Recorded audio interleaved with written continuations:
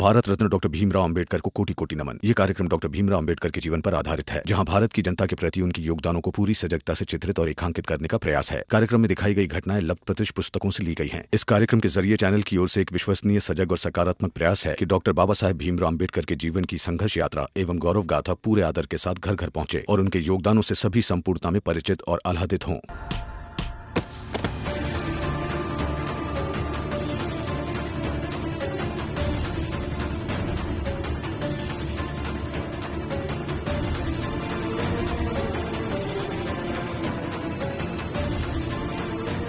चलो इसे पकड़ते हैं, शुद्धिकरण करवा लेंगे बाद में। अरे ये क्या कर रहे हैं आप? ये मत कीजिए।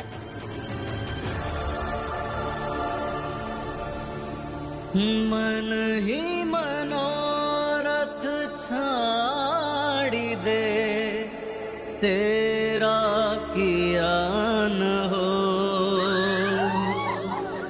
पानी में घी उनी कसे, तो रूखा खाई न को।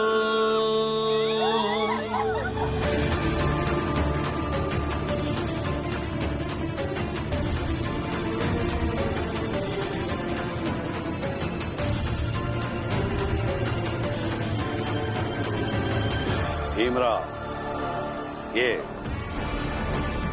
देखा तूने? ये है हमारा तरीका। तू और तेरी पत्नी रमा अगर बीच में दखलंदाजी ना करे तो बेहतर है।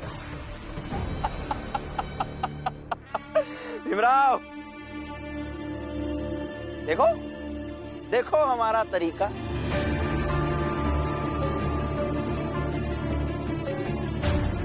ये क्या किया आपने और क्यों किया? एक बार सोचिए तो सही, उनको कितना दर्द हो रहा होगा। नहीं, हम सही हैं। ये हमारे पति हैं। ये मेहनत करते, पैसे कमाते हैं, तो अगर कभी गुस्सा आया तो मार भी सकते हैं। ठीक वैसे ही जैसे बचपन में हमारे माँ बाप मारते, तो इनको भी उतना ही अधिकार है कि हमें मार सकते। हाँ, आखिर शादी के बाद एक औरत का पति ही तो उसका अभिभावक होता है ना? शादी के बाद पति अभिभावक कैसे हो सकता है? मंदबुद्धि, पहली बार सही सवाल किया है इसने। कमाल की बात यह है कि ये सवाल उसी विषय का है जिसे पढ़ने के लिए तू ये तख्ती लेकर घूम रहा है। तो जा और ढूंढ इस सवाल का जवाब। शादी के बाद पति अभिभावक कैसे हो जाता है? चलो, अभी हमारे चरण स्पर्श करो।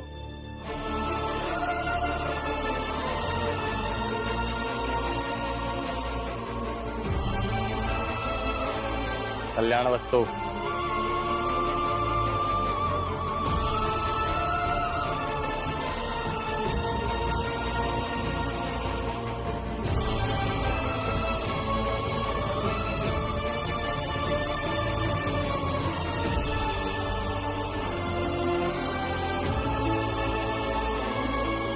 आपने जो कुछ भी किया है अभी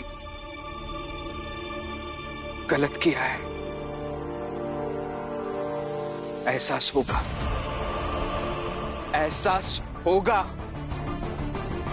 आपको, नहीं तो आप सबकी आने वाली पीढ़ियों को एहसास होगा। अच्छा, तो अब तू हमें एहसास करवाएगा? चलो भाइयों, हम इसकी चाल में चलते हैं और वहां चल के समझाएंगे कि हम कैसे रहते और कैसे रहेंगे। हाँ, बिल्कुल सही कह रहे हो। देखते हैं कौन रोकता है हमें और कौन समझाता है। चलो भाइयों, चलो।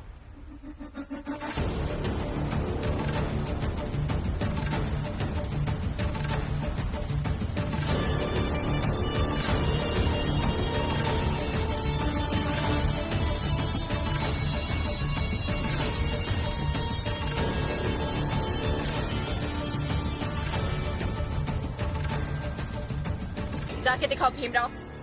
अगर तुम्हारी पत्नी हमारी जिंदगी में दखल दे सकती है तो हम भी तुम्हें रोक सकते हैं। जाके दिखाओ।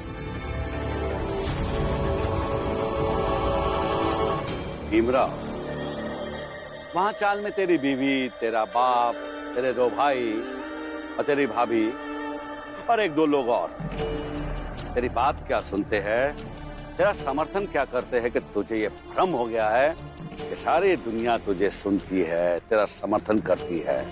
बेवकूफ है तू।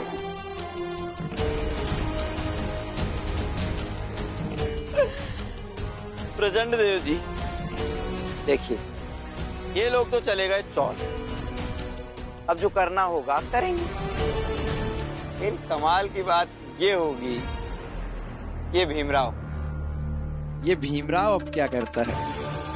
चौल जाकर ज्ञान देता है या कॉलेज जाकर पढ़ता है? चाल जाऊंगा। चाल में मेरे बाबा, मेरी बुआ, मेरी पत्नी, मेरी भाभी, सब लोग हैं। मैं अगर वहां नहीं भी गया तो उनके साथ कुछ गलत नहीं होगा, लेकिन फिर भी मेरी जिम्मेदारी बनती है, इसलिए मैं चाल जाऊंगा। और फिर कॉलेज शुरू होने से पहले कॉलेज भी पहुंच जाऊंगा, ये जानते हुए भी कि गुरुजी आज भी मुझे नहीं पढ़ाएंगे।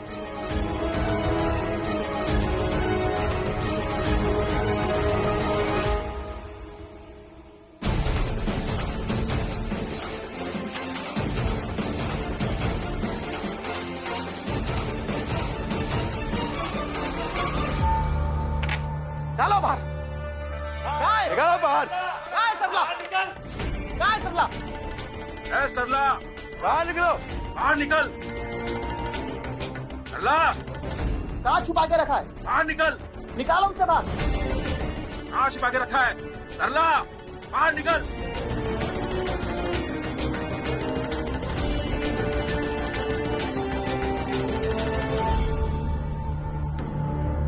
कौन है रमा भाई जो हमारे समाज की औरत को यहाँ लेके आई है? मैं हूँ रमा।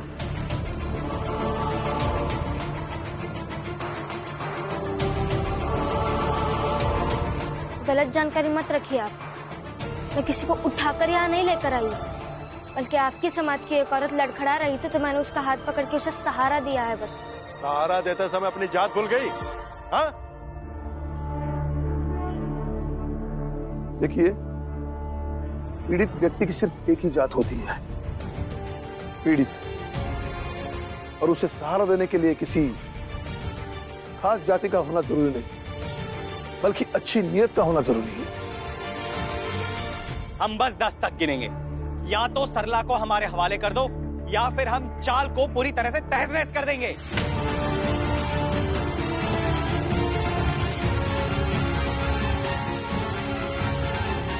ऐसे कैसे चाल को तहस-नहस कर देंगे?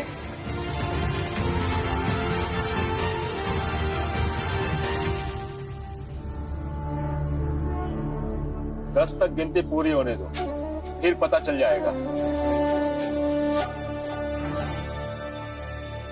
1, 2, 3, 4, 5, 6, 7, 8, 9, 10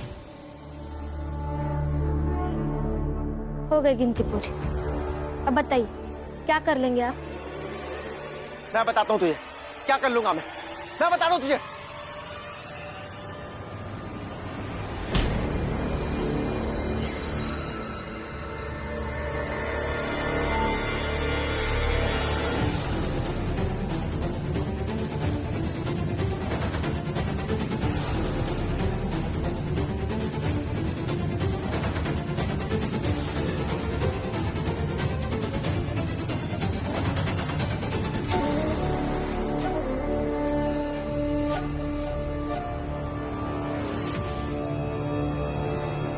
पत्नी है मेरी। भीमराव के सामने रमा पर कोई लाठी नहीं उठा सकता। छोड़, छोड़। नहीं छोड़ूंगा। लगाइए ताकत, छुड़वा लीजिए। छोड़, नहीं छोड़ूंगा। मारो इसे।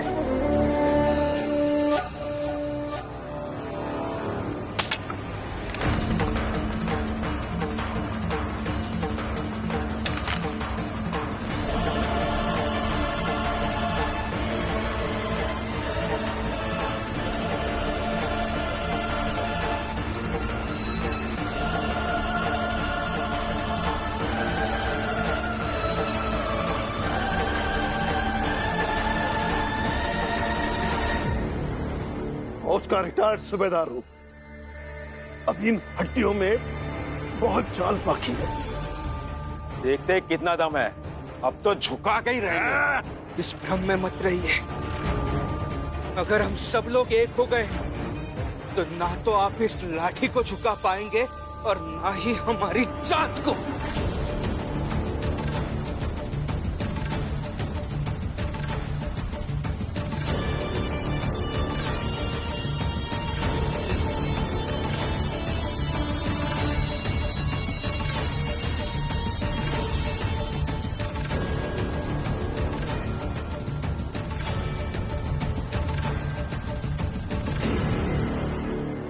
रुक जाइए आप लोग, मैं फैसला करती हूँ। क्या फैसला लोगी तुम?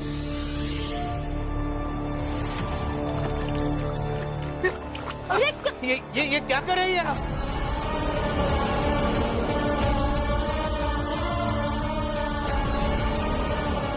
अगर मैं नहीं रहूंगी तो ये झगड़ा भी नहीं होगा। क्या? ऐसा मत कहिए। देखिए, ये सब मत कीजिए। जीवन से बढ़कर कुछ भी नहीं होता। आपने कुछ नहीं किया तो आप जान के देंगे। ऐसा मत कीजिए। आप क्या कर रही है? नहीं रमा, मेरा मर जाना ही अच्छा है, फिर ये झंझट भी नहीं रहेगा। ठीक है, फिर जब झंझट आपके और इनके बीच का है तो तेल और आग के खेल में इन्हें भी शामिल कर लीजिए। अपने साथ साथ इन्हें भी जला दीजिए। कैसी बातें कर रही हो तुम रमा? ये ऐसे आग लगाना, किसी को जलाना, इन सब से कुछ नहीं होता। ये सब मत कीजिए। तुम सही कह रही हो रमा। अगर मैं जलूंगी तो ये लोग भी जलेंगे।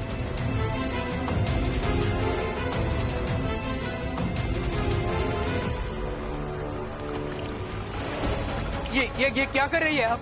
देखिए, हक की लड़ाई में आग लगाकर जलाने की बात मत कीजिए।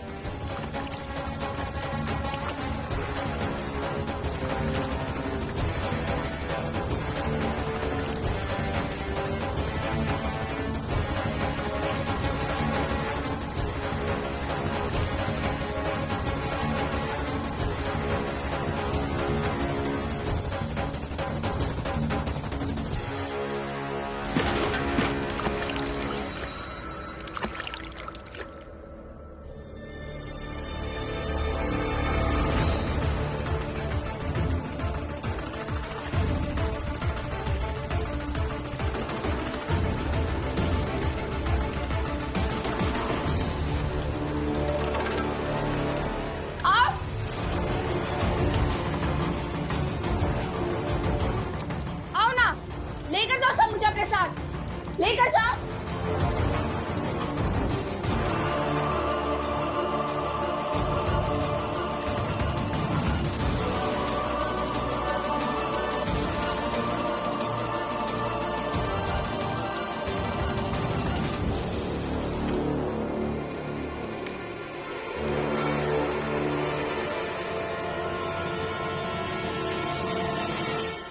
सरला जी, गलत किया आपने।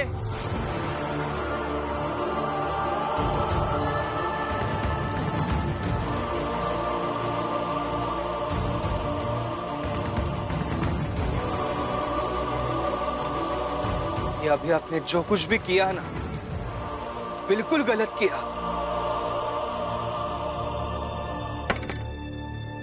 कुछ गलत नहीं किया मैंने, बल्कि उनको भगाने का एक यही तरीका था।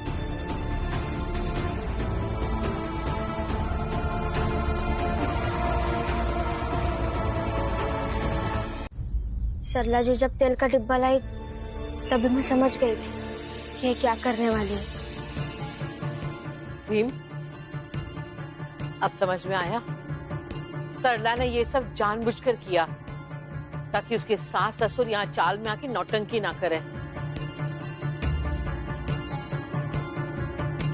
लेकिन वैसे सही समय पे सही फैसला लेके आज आपने बहुत हिम्मत का काम किया है। हाँ, मुझ में इतनी हिम्मत इसीलिए आई क्योंकि रमा ने मुझे समझाया कि हर समय चुप रहकर पीछे हटकर जीना सही नहीं। और आज पहली बार मैं आगे बढ़ी और वो लोग पीछे भाग गए।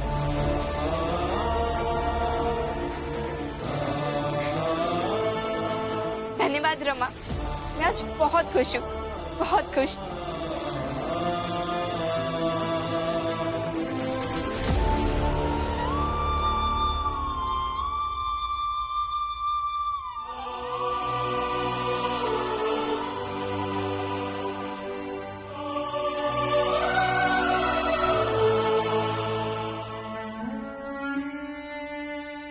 ये सब उस रमा और भीमराव की वजह से हुआ है।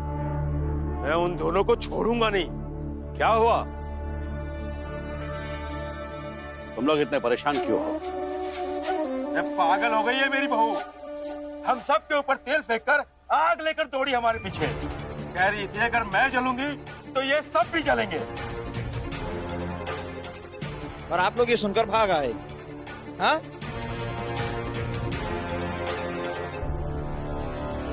पागल बहू नहीं हुई है, पागल बना गई है आप सबको। अरे कुछ नहीं करती वो, मूर्ख बना रही थी, डरा रही थी आप सबको।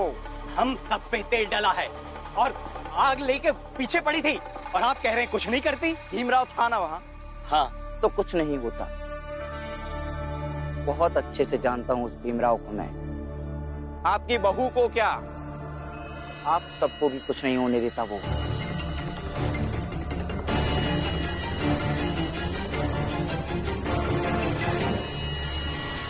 का मतलब इसने हम सबको बेवकूफ बना दिया। हाँ।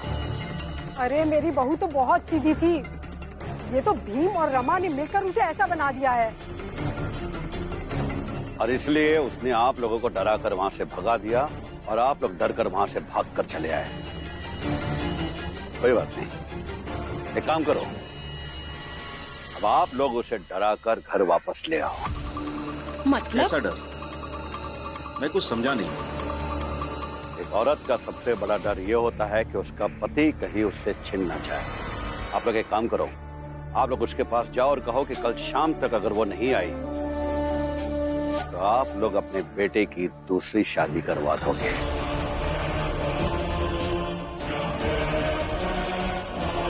सुना? सबने सुना? और ये बात अब अच्छे से समझ लो। जो भी प्रचंड देव जी ने कहा है वैसा करो, शाम तक बहू घर आ जाएगी।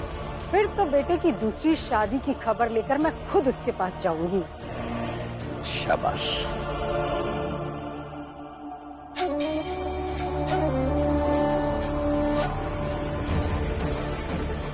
तब तक मैं कॉलेज जाता हूँ। भीम को लेकर ड्रामा तो वहां भी चल रहा है ना।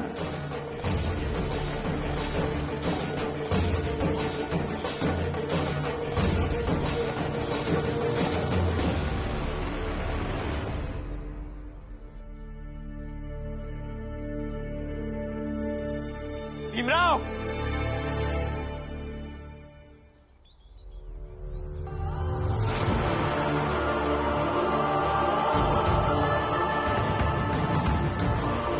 कल भी समय पर इसी कॉलेज में आऊंगा, फिर चाहे ये लोग मुझे पढ़ाए या ना पढ़ाए।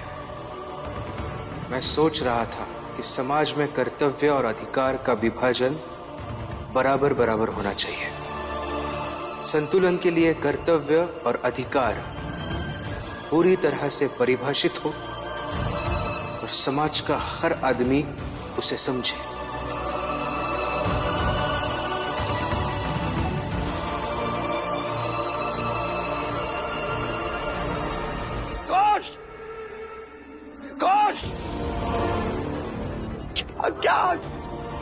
क्या गलती थी उन लोगों की? यही कि अपनी बहू को अपने घर लाना चाहते थे, शांति से अपना जीवन जीना चाहते थे। यही क्या हुआ? मर गए सरला के सास ससुर तुम्हारे षड्यंत्र में। आग में झुलसकर जलकर मर गए।